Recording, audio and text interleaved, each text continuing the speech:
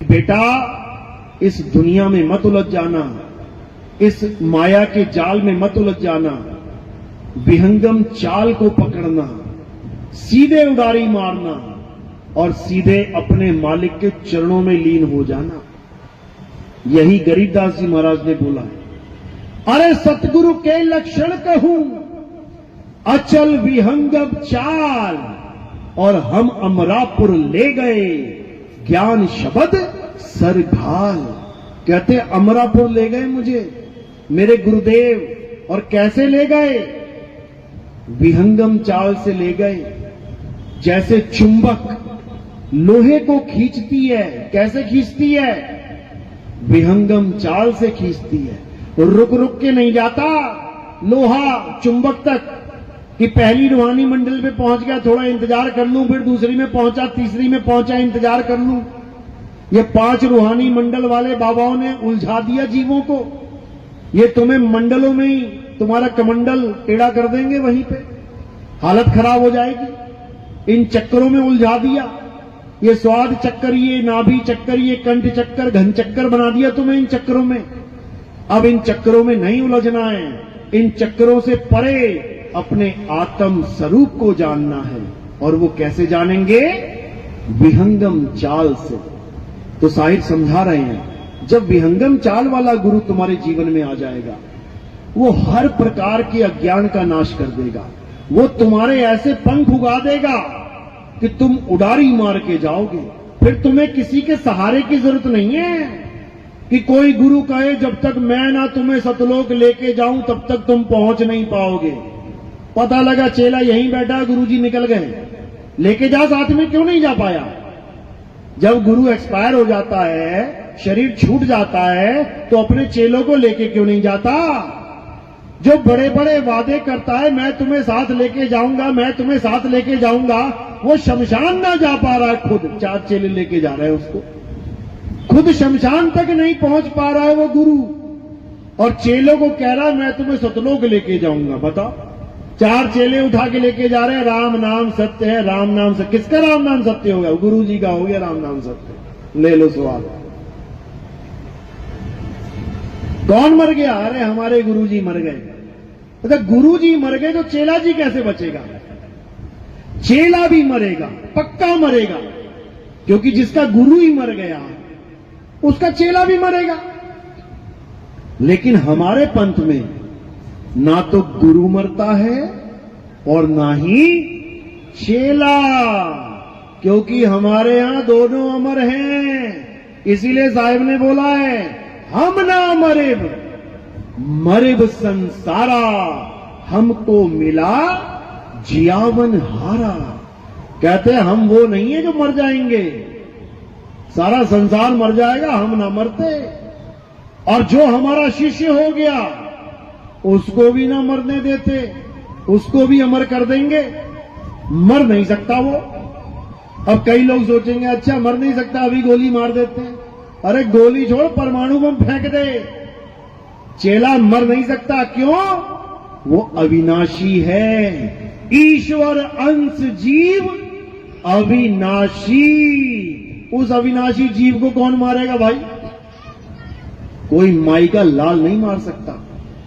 बस वो जीव अज्ञानतावश अपने आप को काया मान के बैठ गया है, इसलिए बार बार जन्म और मरण में फंसा पड़ा है। इससे ज्यादा और कुछ नहीं है, भूल जाओ। तो कबीर साहब यही समझा रहे हैं कि जब शब्द गुरु अपने शिष्य को ज्ञान देगा तो उसे वो अपना स्वरूप देगा। वो ऐसा नहीं रखेगा कि गुरु आदमी है और चेला औरत बनी हुई है, कि गुरु बूढ़ा है और चेला जवान हुआ पड़ा है। वो ऐसा ज्ञान नहीं देगा। वो कैसा ज्ञान देगा? वो शब्द गुरु सुरत धुन चेला, उस धुन को तुम्हें अपना गुरु बनाएगा। कि तुम्हारा गुरु कौन है? वो शब्द है, और तुम क्या हो? तुम सुरत हो। और क्या करना है? शब्द में समाना है। तो जब सुरत शब्द में समाएगी तो क्या होगी? शब्द ही हो जाएगी, क्योंकि वो शब्द ही है, बस अपने स्वरूप को भूल चुकी है। इसीलिए साहिब कह रहे गुरु को कीजिए दंडवत और कोटि कोटि प्रणाम, कीट न जाने भृंग को गुरु कर ले आप समान। गुरु वो होता है जो तुम्हें अपने समान कर ले। गुरु वो नहीं होता जो तुम्हें भी काया बना के छोड़ रखा और खुद भी काया बना पड़ा है। तुम्हें भी शरीर बना रखा है, तू आदमी तू औरत, तू जवान तू बूढ़ा तू बच्चा, खुद भी आदमी औरत बना बैठा है, खुद भी बूढ़ा बच्चा जवान बना बैठा है। वो गुरु नहीं है, वो गुरुआ है, वो गुरुआ है। वो ना तो अपना स्वरूप जानता है, ना ही तुम्हें तुम्हारा स्वरूप बता सकता है। वो गुरुआ है, गुरुआ। तो साहिब समझा रहे हैं, गुरुआ तो घर घर फिरे, कौड़ी केर 50, अपने रूप की खबर नहीं, शिष्य करण की आस। चेले बनाने में लगा हुआ है, यूट्यूब भरा पड़ा है, बस तुम इतना लिख दो गुरुजी, अब देखो वहां कैसे कैसे गुरुजी बैठे हुए हैं। तुम सोच भी नहीं सकते कि किस किस की पूजा करवा रहे हैं, तुम्हारा दिमाग खराब हो जाएगा देख देख के। लेकिन वो भी इज्जत प्राप्त कर रहे हैं, वो भी मान बढ़ाई प्राप्त कर रहे हैं, उनको भी लाखों का दान चंदा आ रहा है, बड़े बड़े आश्रम उन्होंने भी बना लिए हैं, लेकिन वो सतगुरु नहीं हो सकते, वो झूठे गुरु हैं। तो साहिब समझा रहे हैं, अरे झूठा गुरु अजगर बना और 1,84 जाए, सारी संगत चींटी बनी, तोड़ तोड़ के खाए। वो अपनी बर्बादी का इंतजाम करके बैठा है। गुरु तो बन गया, हजारों लाखों चेले भी बना लिए, बड़े बड़े आश्रम भी बना लिए। उसके बाद जब प्राण पखेरु उड़ेंगे और जब वो अंत समय में अपने स्वरूप को प्राप्त नहीं कर पाएगा तो कहां जाएगा? सूक्ष्म। स्थूल शरीर को छोड़ के जीव कहां जाता है? सूक्ष्म शरीर में। और जब वो सूक्ष्म शरीर में चला जाता है तब वो ऐसी माया की जेल में फंस जाता है, अब उसे कोई नहीं बचा सकता। याद रखना, अब उसे कोई नहीं बचा सकता। अब उसे माया ऐसा भरमाएगी कि जन्मों जन्मों तक भुगतान भुगतना पड़ेगा उसे 1,84 में। कारण उसने लाखों जीवों का जीवन बर्बाद कर दिया, इंसान जन्म बर्बाद कर दिया। अगर वो अपना जन्म बर्बाद कर लेता, उसको मौका दिया जाता, मालिक उसको मौका देते, कोई बात नहीं, उसके जीवन में कोई सतगुरु नहीं आया, कम से कम कुछ ना कुछ तो लेके बैठा था, कोई बात नहीं, दूसरा मौका दे देके। लेकिन अगर वो गुरुआ बन बैठा, खुद तो अज्ञानी है और दूसरों को ज्ञान का सहारा देने लगा, खुद तो अपने स्वरूप को कभी जाना नहीं और दूसरों को स्वरूप का ज्ञान देने लगा, क्योंकि हमारी नकल मार मार के आज स्वरूप ज्ञानी भी बन बैठे हैं लोग। पत्थर पूजने वाले, मंत्र जपने वाले आज हमारी डिट्टो कॉपी कर रहे हैं लोग, और उन्हें लग रहा है कि बहुत बड़ा काम कर रहे हैं। बहुत बड़ा काम नहीं कर रहे हो भाई, ये तुम अपने सत्यानाश का इंतजाम कर रहे हो। तुम्हें नहीं पता कि तुम किस जाल में फंसाए जाओगे, अभी नहीं पता तुम्हें। अभी तो तालियां बज रही हैं, लेकिन जब गालियां मिलेंगी फिर बहुत खतरनाक वाली मिलेंगी। जो घोड़ा दौड़ाता है वो चाबुक भी मारता है और साथ में गाली भी देता है। जो हल जोतता है बैल को चाबुक भी मारता है और गाली भी देता है। जब गधे के पीठ पे मिट्टी ढोई जाती है तो चाबुक भी पड़ता है, गाली भी पड़ती है। तो याद रखना, आज की ताली ये कल की गाली बन के सामने आएगी। इसलिए इससे अच्छा है कि चलो ठीक है, चोरी कर रहे हो, लेकिन कम से कम उसका नाम ले लेना चाहिए जिसका ज्ञान तुम कॉपी कर रहे हो, तब तुम ऋण मुक्त हो जाते हो। कई हमारे चेले भी सत्संग करने लग गए हैं। सत्संग करने का तरीका क्या है समझ लो।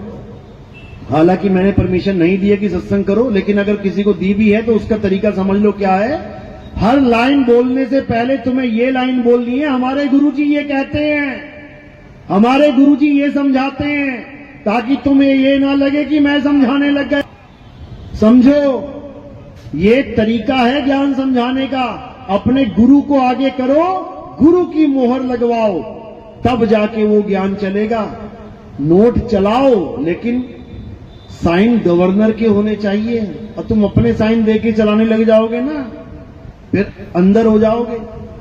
तो इसलिए गुरु को हमेशा आगे रखना है और ज्ञान समझाओ। ज्ञान समझाने में कोई बुराई नहीं है। ये मनुष्य जन्म मिला ही इसलिए है कि खुद भी समझो और दूसरों को भी समझाओ। ये इसीलिए मिला है। उसके बाद नहीं मिलेगा ये कि कहो कि कुत्ता बन के समझा लूंगा। कुत्ता बन के भाऊ भाऊ करोगे, समझा नहीं पाओगे। बिल्ली बन के म्याऊं म्याऊं करोगे, समझा नहीं पाओगे। खुद नहीं समझोगे, दूसरों को क्या समझाओगे। इसलिए आप तरह औरों तो तारे, यानी खुद भी सत्संग को समझो, ज्ञान को समझो और दूसरों को भी समझाओ। खुद भी आत्मज्ञानी बनो और दूसरों को भी आत्मज्ञान पाठ पढ़ाओ। तब समझो कि कृष्ण जी का गीता का ज्ञान देना सफल हुआ। अगर कृष्ण जी की मूर्ति पूजते रह गए सारी उम्र, अगर कृष्ण जी का नाम जपते रह गए सारी उम्र, तो समझ लो गीता का ज्ञान देने का कोई मतलब ही नहीं है। वो तो पहले से ही चल रहा था। कृष्ण जी से पहले क्या राम जी नहीं आए थे? राम जी का नाम तब भी चल रहा था। राम जी का नाम में कोई कमी थी क्या जो कृष्ण जी को आना पड़ा नाम जपवाने के लिए? कि नहीं, राम के साथ मेरा भी नाम जपो, हरे कृष्णा हरे राम हरे कृष्णा हरे राम। केवल राम राम से काम नहीं चल रहा था क्या? और अगर नाम ही जपना है तो केवल 2 अवतारों का क्यों जपे? केवल हरे कृष्णा और हरे राम ही क्यों जपे? फिर तो 9 अवतार आ चुके हैं। फिर तो 9 अवतारों का नाम जपो। पहला अवतार कौन सा है? मछली का, जपो हरे मछली हरे मछली। दूसरा अवतार कछुए का, हरे कछुआ हरे कछुआ। तीसरा अवतार वरा अवतार जंगली सुअर का, जपो हरे वरा अवतार। क्यों नहीं जप रहे? चौथा अवतार नरसिंह का, हरे नरसिंह क्यों नहीं जप रहे? 5वां अवतार वामन अवतार, क्यों नहीं जप रहे हरे वामन? छठा अवतार परशुराम जी का, क्यों नहीं जप रहे हरे परशुराम? 7वां अवतार राम जी का, ये जप रहे हो हरे राम। 8वां अवतार कृष्ण जी का, हरे कृष्ण जप रहे हो। 9वां अवतार महात्मा बुद्ध का, क्यों नहीं जप रहे हरे महात्मा बुद्ध? क्यों नहीं जप रहे? यानी भगवान के अवतारों में भी पक्षपात। वारे वाह! मतलब जो तुम्हारा मन करेगा वो जप लोगे और जो तुम्हारा मन नहीं करेगा उसको तुम छोड़ दोगे। कमाल हो गई। मतलब सारा खेल मन का चल रहा है। मन को जो भाया उसी का नाम जपवाया और बाकी को भुलाया। ऐसे भक्ति नहीं होती भाई। और अगर तुम सोचते हो कि अवतारों के ही नाम जपने हैं तो ये तो अवतार बीत गए, अब इनका नाम जपने का कोई मतलब है ही नहीं। जब राम जी चले गए तो तुम्हारे दुख दूर करने के लिए क्या राम नाम काफी नहीं था? जब राक्षस आए थे मारने के लिए ऋषियों को, तो हरे राम जप के राक्षसों का विनाश करवा देते, अपने दुख दूर कर लेते। क्यों कृष्ण जी को आना पड़ रहा है? वहां नाम काम क्यों नहीं कर रहा है हरे राम? क्या वो राम नाम जानते नहीं थे? सब जानते थे। क्या वो नहीं जानते थे कि त्रेता में राम जी जा चुके हैं? सब जानते थे। फिर द्वापर में राम क्यों नहीं चला? कृष्ण जी को क्यों आना पड़ा? समझो बात को। जो चला गया वो तुम्हारी मदद नहीं कर सकता, उसका नाम भी तुम्हारी मदद नहीं कर सकता। समझो बात को। राम जी चले गए, उन्होंने जीते जी सबकी मदद करी। उनके जाने के बाद थोड़ी नहीं मदद करेंगे। उनके जाने बाद कोई परेशानी में आता है तो कृष्ण जी का अवतार हो रहा है। अब कृष्ण जी ने भी मदद करी, बहुत असुरों को मारा, राक्षसों को मारा, कुछ को अपनी ताकत से मारा और कुछ को छल से मारा, छल से, समझ लो। और भेष बदलने में नंबर 1 थे वो। भेष बदलने में नंबर 1 कौन है? यही है। ये कब आदमी बन जाए, कब औरत बन जाए, कब मछली बन जाए, कब कछुआ बन जाए, कब आधा आदमी आधा जानवर बन जाए, कोई नहीं जानता। ये कब किस रूप में तुम्हारे सामने आके बैठ जाए, कोई नहीं जानता। तुम पहचान ही नहीं पाओगे उसको, क्योंकि उसका कोई अपना रूप है ही नहीं। तुम सोच रहे हो कृष्ण जी ऐसे हैं, ऐसे हैं, ऐसे हैं, वही कृष्ण जी महात्मा बुद्ध बन के बैठ गए, तुम पहचान पाए क्या? तुम नहीं पहचान पाए कि वही कृष्ण जी महात्मा बुद्ध बन के बुद्ध धर्म चला के भी चले गए और तुम हरे राम हरे कृष्ण ही करते रह गए। तुम्हें नहीं पता उसकी लीला। तो 9 अवतार जा चुके हैं और अब किसकी बारी है? अब 10वें अवतार की बारी है। अब कल्कि अवतार की बारी है। और कल्कि अवतार को तुम शरीर मत मान लेना कि कल्कि अवतार कोई शरीर है, घोड़े पे बैठ के आएगा, तलवार लेके आएगा, कहीं गलती से ये मत मान लेना। परमाणु का युग है आज। एक बटन दबाया और पूरे शहर का सफाया। उसमें तलवार क्या करेगी? उसमें घोड़ा क्या करेगा? ये तलवार और घोड़ा वो नहीं है जो तुम देख रहे हो। ये तलवार कौन सी तलवार है? ये घोड़ा कौन सा घोड़ा है? ये बुद्धि के घोड़े हैं। बुद्धि के घोड़े दौड़ाएंगे और विवेक की तलवार चमकाएंगे। तब समझना कि कल्कि अवतार आएंगे, तब समझना। कहीं गलत फहमी में मत रहना कि वो जयपुर में मंदिर है कल्कि भगवान का, वो घोड़े का पैर जख्मी है और वो ठीक हो जाएगा तब कल्कि अवतार आएंगे। तुम पैर ही देखते रह जाओगे और वो अवतार आके भी चला जाएगा, तुम्हें समझ में ही नहीं आएगा कि हुआ क्या।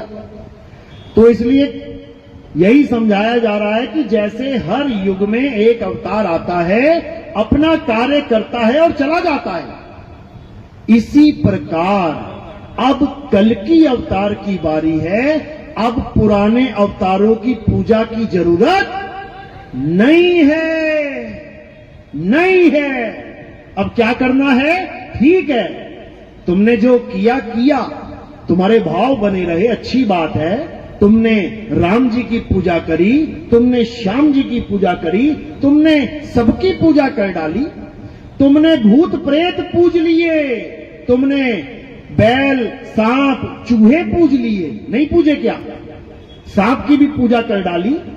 जाते हो मंदिर में, सांप बना होता उसको भी दूध पिला देते हो, ले तू भी पी ले भाई।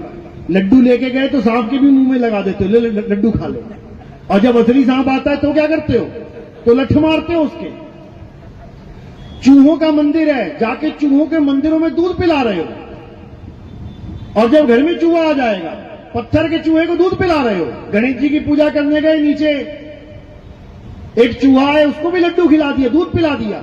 और जब घर में असली चूहा निकल गया, वो लड्डू में जहर डाल के खिला दिया, वो मर गया बेचारा, चूहे की मौत। इसी प्रकार नंदी के कान में जाके अपनी ख्वाहिश बता रहे हो, मुझे इतना पैसा चाहिए, मेरी लॉटरी लग जाए, नंदी भगवान जरा बात पहुंचा देना वहां तक। और जब नंदी ने अपनी इच्छा जाहिर करी, मैं थोड़ा सा गेहूं खा लूं तेरे खेत में, तो लठ बजा रहे हो।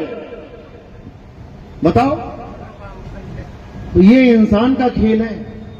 तो क्या करना है? अब समझना है कल्कि अवतार क्या है। कल्कि अवतार कोई शरीर नहीं है। इसीलिए कल्कि अवतार का दूसरा नाम क्या है? निष्कलंक अवतार। निष्कलंक, निष्कलंक अवतार, इसका मतलब क्या है? जिस पे कोई कलंक नहीं लग सकता है, वो है निष्कलंक अवतार। अब कलंक किस पे लगता है? किस पे लगता है? शरीरों पे कलंक लगता है। कितना मर्जी कलंक लगा लो, कलंक लगाने के लिए तो बना है ये। तुम आत्मा पे कलंक लगा के दिखाओ।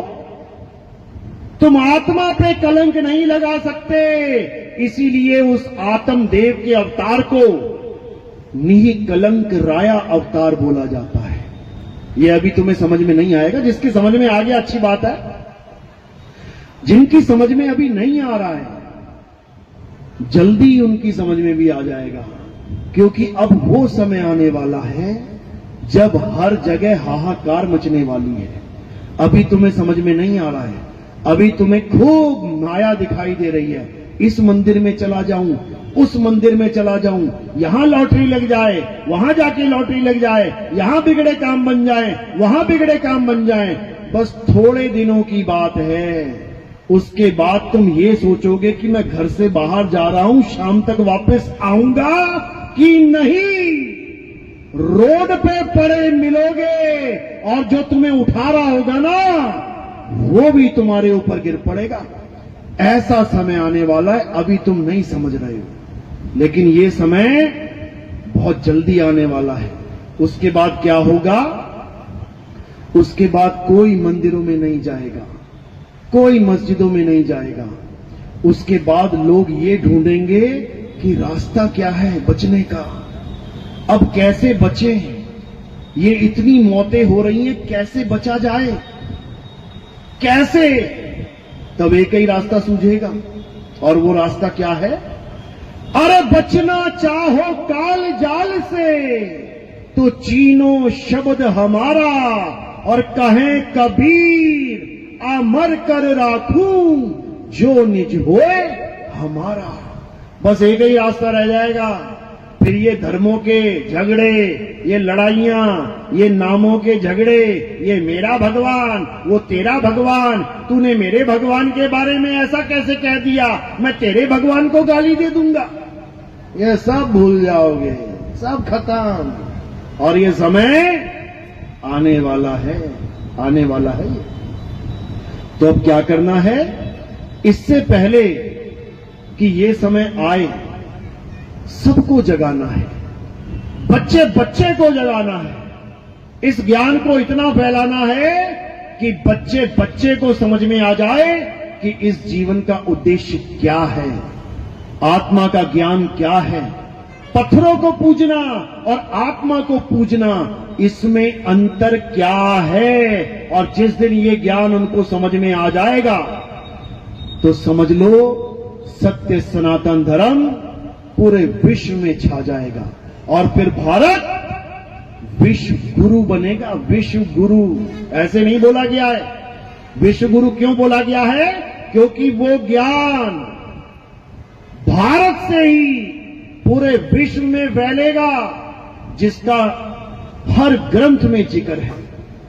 हिंदुओं के ग्रंथ में क्या जिक्र है? कि कल्कि अवतार आएंगे और पूरे विश्व को सत्य सनातन का पाठ पढ़ाएंगे। मुसलमानों के ग्रंथ में क्या बोला गया? कि हिंदुस्तान में एक ऐसा ज्ञान चलेगा जो पूरे विश्व को इस्लामिक बना देगा। इस्लामिक, ये मत समझना मुसलमान बना देगा कि तुम्हें टोपियां पहना देगा। मुसलमान का मतलब समझ लो, मुसलमान शब्द बना है दो शब्दों के मिलन से, मुसल्ला प्लस ईमान। मुसल्ला क्या होता है? मुसल्ला एक चटाई होती है जिसके ऊपर हर मुसलमान खड़ा होके नमाज पढ़ता है। यानी तुम्हें वो मुसल्ला बताया जाएगा जहां पर खड़े होकर तुमने बंदगी करनी है, और ईमान यानी तुम्हें ईमानदार बनाया जाएगा। अब ये 2 नंबर के काम नहीं करने, ये नशा पत्ता नहीं करना, ये व्यभिचार नहीं करना, कोई भी असामाजिक तत्व के साथ खड़े नहीं होना। अब तुमने ईमानदारी के साथ जीवन बिताना है। केवल ईमानदारी से काम नहीं बनेगा, क्योंकि बहुत से बाबा लोग क्या बोलते हैं, बस तुम ईमानदार हो जाओ, बस अपने कर्म सुधार लो, उससे क्या होगा? मुक्ति हो जाएगी। कभी नहीं हो सकती, कभी नहीं हो सकती। ईमानदार बनके क्या हो जाएगा? तुम पुण्य के भागी बन जाओगे, पाप कर्म नहीं करोगे। अच्छी बात है। उससे क्या होगा? अरे पाप पुण्य ये दोनों बेड़ी, और एक लोहे एक कंचन केरी। ये पाप और पुण्य ये दोनों बेड़ियां हैं, और इन दोनों बेड़ियों में तुम जकड़े जाओगे। तो क्या करना है? ईमानदार तो होना है, साथ में मुसल्ले का भी ज्ञान रखना है कि बंदगी कहां करनी है, कहां खड़े होके नमाज पढ़नी है। समझ लो, नमाज का मतलब क्या है? नमः प्लस अज, परमात्मा की वंदना करना। समझ लो, नमाज कोई अरबी शब्द नहीं है। अरब देश में जाके कहोगे ना मैं नमाज पढ़ना चाहता हूं, वो पूछेगा नमाज क्या होती है। जब मैं अरब देश में जाके प्रचार करता हूं, अरबियों से पूछते हैं ना नमाज, नमाज नहीं होती यहां कुछ, क्या बोलते हैं उसको? नमाज को क्या बोलते हैं अरब देश में? सलाह। जिसको हम कहते हैं ना यार तेरी सलाह लेनी है, कुछ सलाह दो हमें। सलाह यानी नेक सलाह, यानी मुझे बताओ मैं बंदगी में इबादत कैसे करूं। तो मोहम्मद साहब ने वहां सलाह दी, ऐसे करना है। तो यही मुसलमानों के यहां गजवाए हिंद बोला जाता है। गजवाए हिंद का मतलब क्या है? कई हिंदू समाज ये समझते हैं कि गजवाए हिंद का मतलब है कि सारे मुसलमान हिंदुस्तान को मुसलमान बनाना चाहते हैं। ये बिल्कुल गलत है, ऐसा बिल्कुल नहीं है। गजवाए हिंद कहां से आया है? ये हदीसों में जिक्र है इसका। एक है कुरान पाक और एक है हदीस। कुरान पाक अलग है, हदीस अलग है। हदीस में क्या बताया गया है? हदीस में मोहम्मद साहब का जिक्र है, वो क्या करते थे, क्या थे, कैसे बैठते थे, क्या सोचते थे, क्या बताते थे, उसका जिक्र है। उसमें क्या बताया कि मोहम्मद साहब अरब देश की जमीन पर मक्का पे खड़े होके हिंदुस्तान की तरफ देखते थे, यानी पूरब दिशा की तरफ मुंह करके देखते थे और मुस्कुराते थे।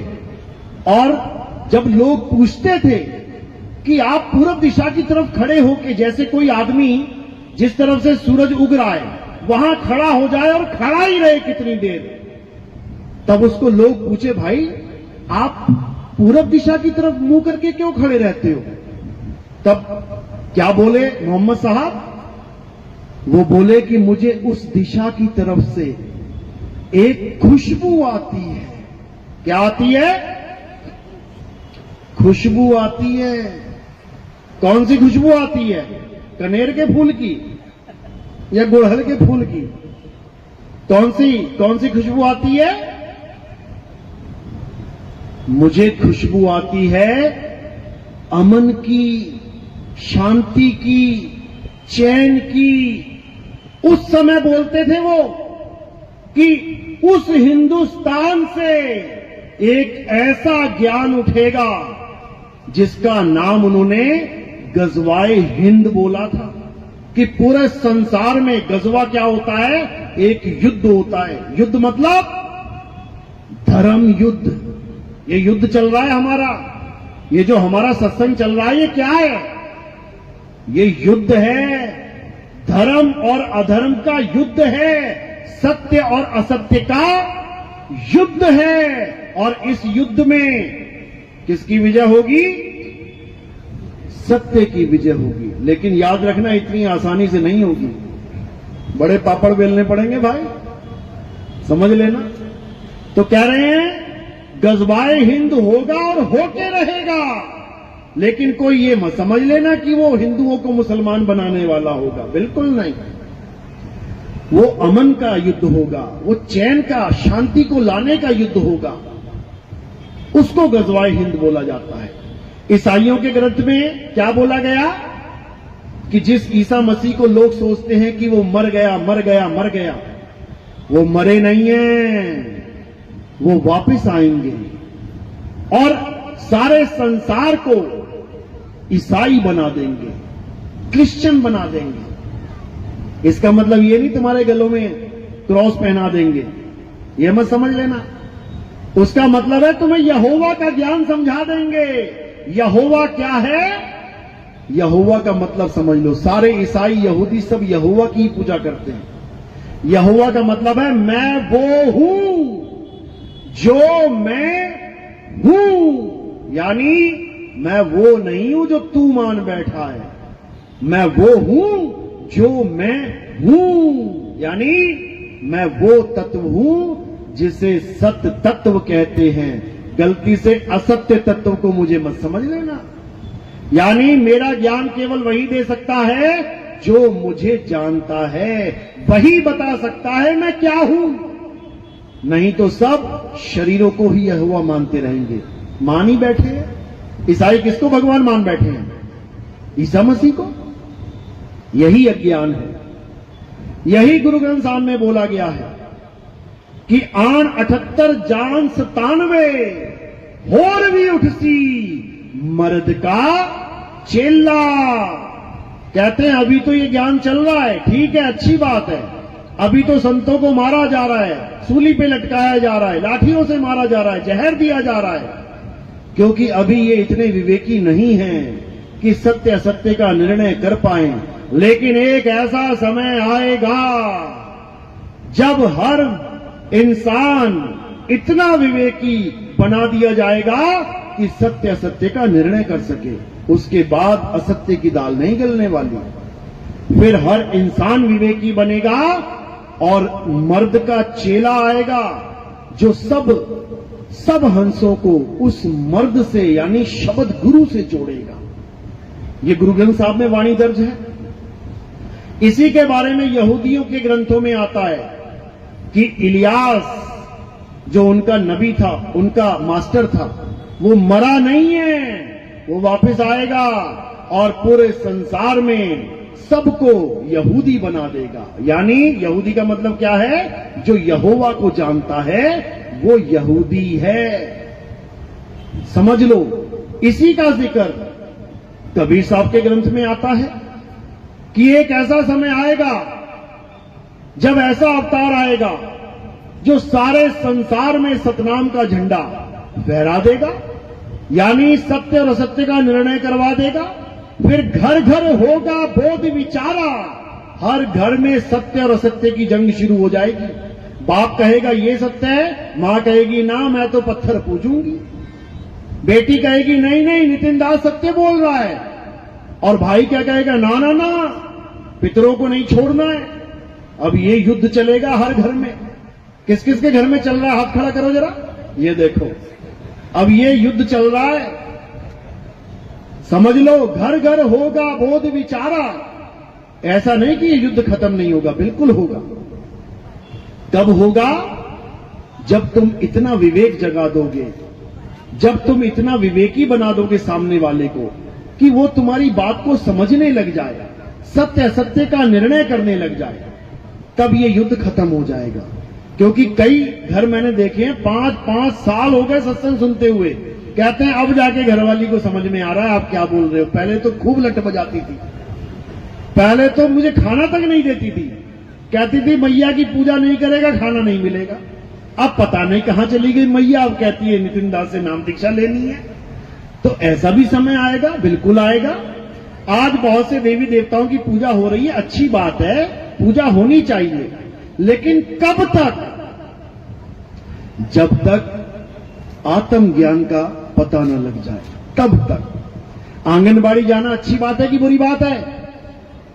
एलकेजी यूकेजी में जाना अच्छी बात है कि बुरी बात है? 5वीं पढ़ना अच्छी बात है कि बुरी बात है? लेकिन अगर 20 साल तक एलकेजी में रहो अच्छी बात है बुरी बात है? 20 साल तक 5वीं में रहो अच्छी बात है बुरी बात है? 20 साल तक 10वीं में रहो अच्छी बात है बुरी बात है? बुरी बात है। समझो बात को। स्कूल जाना अच्छी बात है, लेकिन जो 10 साल तक एक ही क्लास में धक्के खाता रहे बुरी बात है। मंदिर जाना अच्छी बात है, लेकिन बुढ़ापे तक मंदिर जाना ये अच्छी बात नहीं है मेरे भाई, समझ जाओ। बुढ़ापे तक मंदिर ही जाते रहोगे तो अपनी आत्मा तक कब पहुंचोगे? अपनी आत्मा का ज्ञान कब प्राप्त करोगे? आत्मज्ञानी कब बनोगे? तो कबीर साहब समझा रहे हैं, अरे जल में मीन प्यासी मोहे देखते आवे हासी, आत्म ज्ञान बिना नर भटके, कभी काबा कभी काशी। कहते हैं अगर तुम्हें आत्मज्ञान प्राप्त नहीं हुआ तो बुढ़ापे तक कभी काबा और कभी काशी भटकते रहोगे मेरे भाई। इसलिए अब आत्मज्ञान प्राप्त करो। अरे जब लग ना चीनोगे आत्म, तब लग ना मिली है परमात्म। आत्म चीने परमात्म चीन है, संत कहावे सोए, और यह भेद काया से न्यारा, बूझे बिरला कोई। ये काया से न्यारा भेद है मेरे भाई। कहीं पता लगा आंखें बंद करके ध्यान में बैठ गए, उसके बाद क्या होगा? ये मन का खेल शुरू हो जाएगा। किसी को राम जी के दर्शन हो जाएंगे, किसी को श्याम जी के दर्शन हो जाएंगे, किसी को किसी के दर्शन हो जाएंगे, किसी को किसी के हो जाएंगे। ये दर्शन उसका दर्शन नहीं है जिसका दर्शन तुम्हें चाहिए। ये दर्शन है इस निरंजन का, इस मन का। ये मन के बहुत से रंग हैं। अरे छिन आए छिन जाए, और एक रंग में जो रंगे सो जन संत कहाए। मन के बहुत से रंग हैं। आज कितने बाबा तुम देखोगे क्या बोल रहे हैं? करोड़ों फॉलोअर हैं उनके, क्या कह रहे हैं? मुझे काशी में भोले शंकर के दर्शन हुए थे, अब क्या हुआ? अब वृंदावन में बैठा हूं, राधे राधे जप रहा हूं। बताओ। अरे जब काशी में भोले शंकर के दर्शन हो गए तो तेरी तृप्ति हो जानी चाहिए थी। जब भगवान मिल गए तो पेटा भर जाना चाहिए था, लेकिन नहीं भरा। तो भोले शंकर का नाम छोड़ के अब राधे राधे जप रहा है। अब राधे के भी दर्शन हो गए तो क्या हो जाएगा? जब भोले शंकर से पेटा नहीं भरा तो राधे से पेटा कैसे भर जाएगा भाई? कोई बता दे मुझे। ये कभी नहीं भरने वाला। ये कब भरेगा?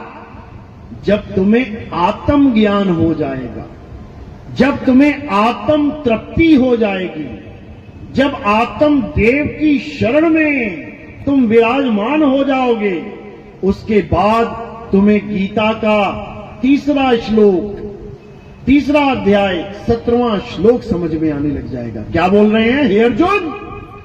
जो अपनी आत्मा में रमण करते हैं, किसमें? राम जी में, कृष्ण जी में, हनुमान जी में, भोले शंकर में, राधे राधे में। किसमें रमण करना है? आत्मा में।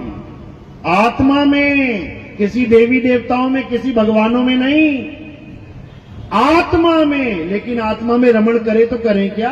कैसे करें यही नहीं पता तो क्या करोगे? कुछ नहीं कर पाओगे। तो कह रहे जो अपनी आत्मा में रमण करते हैं, जो अपनी आत्मा में तृप्त हैं। तृप्त मतलब संतुष्ट। जैसे बाबा भोले शंकर के दर्शन करके भी संतुष्ट नहीं हो पाया, तभी तो कहीं और चला गया, और वहां दर्शन हो जाएंगे, वहां नहीं हो पाएगा, फिर कहीं और चला जाएगा। तो संतुष्ट कब होगा? जो अपनी आत्मा में रमण करते हैं, जो अपनी आत्मा में तृप्त हैं। अगर उस बाबा को आत्मज्ञान हो जाए तो उसे किसी और की जरूरत ही ना पड़े, क्योंकि आत्मा के अलावा और किसी से तृप्ति हो ही नहीं सकती। तो कह रहे जो अपनी आत्मा में रमण करते हैं, जो अपनी आत्मा में तृप्त हैं, जो अपनी आत्मा में संतुष्ट हैं। संतुष्ट मतलब जिसे कुछ नहीं चाहिए, कुछ नहीं चाहिए। और जिसे अभी कुछ चाहिए, इसका मतलब वो संतुष्ट नहीं है। बिल्कुल सिंपल डेफिनेशन। तुम पेट भर के खाना खा लो, सांस भी ना आए, इतना सांस भी ना आए, तुम्हें एक घूंट पानी भी नहीं पी सकते, और तुम्हें गुलाब जामुन बहुत पसंद है। 1 किलो गुलाब जामुन रख दिए जाए तुम्हारे सामने, कहें खाओ इसे, भले तुम्हें पसंद है, लेकिन एक पीस नहीं खाओगे तुम। क्यों? क्योंकि तुम्हारी तृप्ति हो चुकी है, तुम संतुष्ट हो गए हो। अब और तुम्हें कुछ नहीं चाहिए, और अगर अभी कुछ चाहिए तो इसका मतलब संतुष्टि नहीं हुई है। बस सिंपल सी डेफिनेशन है। जिसके समझ में आ गई उसका कल्याण हो जाएगा, जिसके समझ में नहीं आई वो धक्के खाने के लिए तैयार रहे, क्योंकि रास्ता केवल एक है, दो नहीं है। रास्ता केवल एक है और वो रास्ता है आत्म ज्ञान का रास्ता। वो ऐसा रास्ता नहीं है कि मेरा बाबा ये है, तेरा बाबा वो है, उसका बाबा वो है। अरे हम सबका बाबा एक है, हम सबका मालिक एक है। उस एक मालिक को जानना ही सत्य सनातन धर्म है। लेकिन दुख के साथ कहना पड़ता है, जिसे हम सत्य सनातन धर्म कहते हैं उसी के सबसे ज्यादा मालिक बने बैठे हैं। मुसलमानों के अल्लाह कितने हैं? एक। ईसाइयों के गॉड कितने हैं? एक। सिखों के वाहिगुरु कितने हैं? एक। और हमारे हिंदू के भगवान कितने हैं? गिनते गिनते थक जाओगे। बताओ, गिनते गिनते थक जाओगे। यानी जो धर्म ये सिखाता है कि परमेश्वर एक है, उसी के ठेकेदारों ने अनेक बना के बैठा दिए। बताओ, कमाल कर दी। और फिर कहते नहीं, भगवान एक है, रूप अनेक है। बताओ, भगवान एक के रूप अनेक कैसे होंगे? वो ये बता दो पहले। रूप अनेक किसके होते हैं? माया के।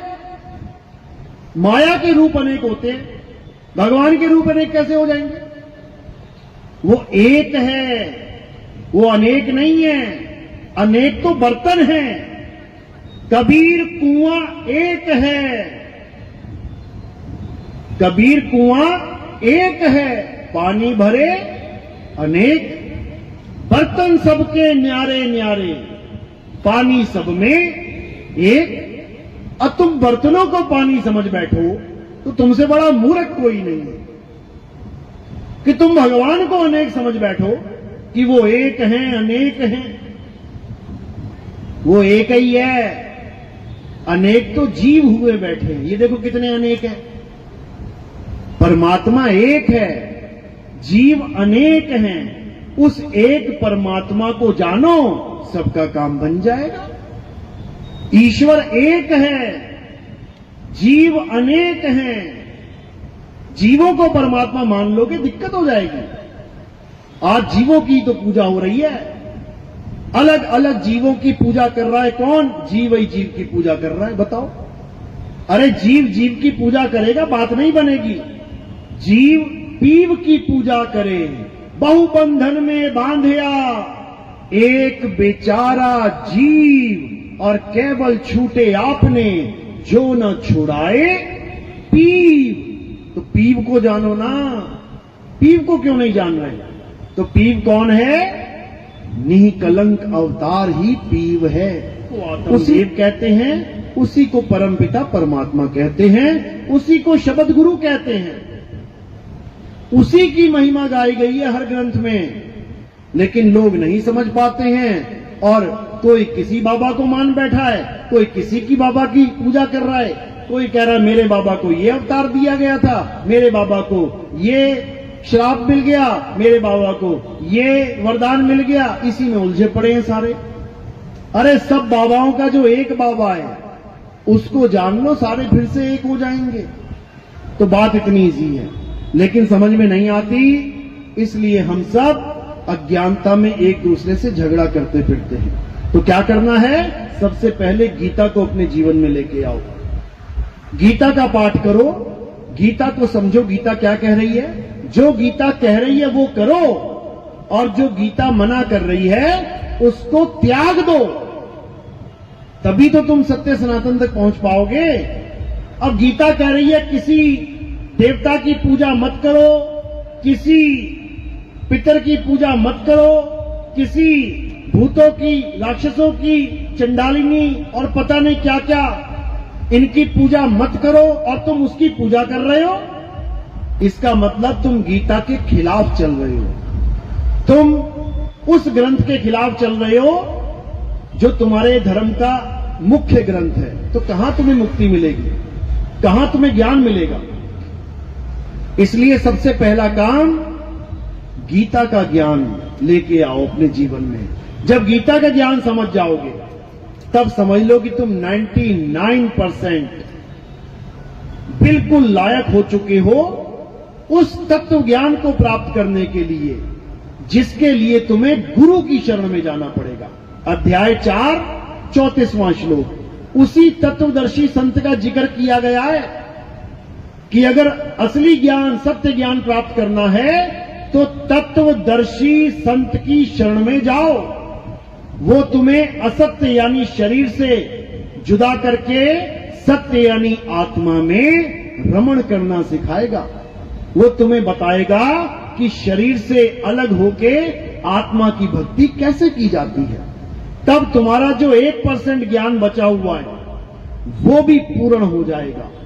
तब तुम पूर्ण सत्संगी बनोगे और वो ज्ञान केवल और केवल गुरु के द्वारा प्राप्त होता है। वो किसी मंदिर में जाके प्राप्त नहीं होता, वो किसी ग्रंथ को पढ़ के प्राप्त नहीं होता, वो गुरु के द्वारा भेद समझा के, भक्ति का भेद बता के, भक्ति विधि समझा के प्राप्ति तक की जानकारी देता है गुरु कि क्या प्राप्त हो रहा है, सही या गलत, उस तक की जानकारी देता है गुरु। तब जाके कल्याण होता है, नहीं तो नहीं होता है, नहीं तो 84 के धक्के होते हैं।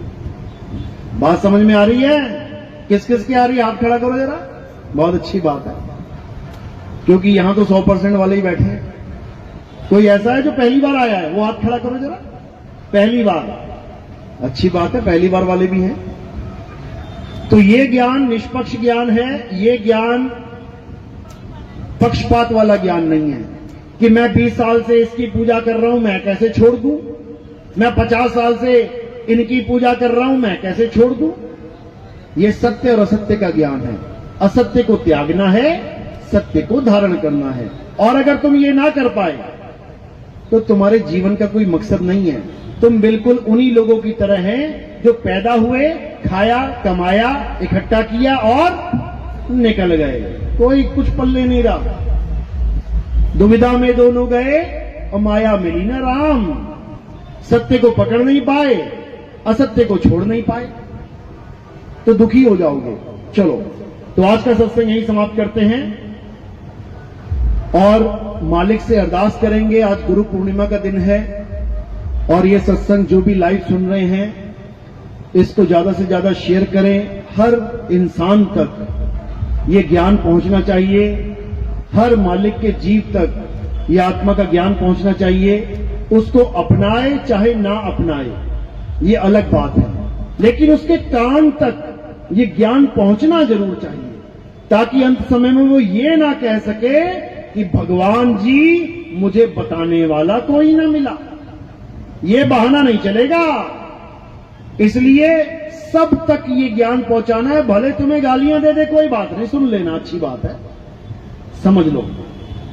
हमेशा मीठा खाओगे तो डायबिटीज हो जाएगी। फिर करेला भी खाना पड़ता है, तो करेला भी अच्छा है, उसमें भी गुण है, खून को शुद्ध करता है।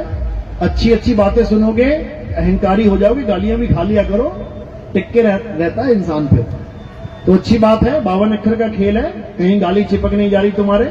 लेकिन ज्ञान जरूर बांटो, लोगों को जरूर समझाओ, ये हमारे इंसान जन्म का प्रमुख उद्देश्य है। तो इसी के साथ मैं वाणी पे विराम देता हूं। अब जयकारा लगाएंगे और सत्संग की समाप्ति करेंगे। आगे का जो प्रोग्राम है वो किरण हंस जी आपको बताएंगे।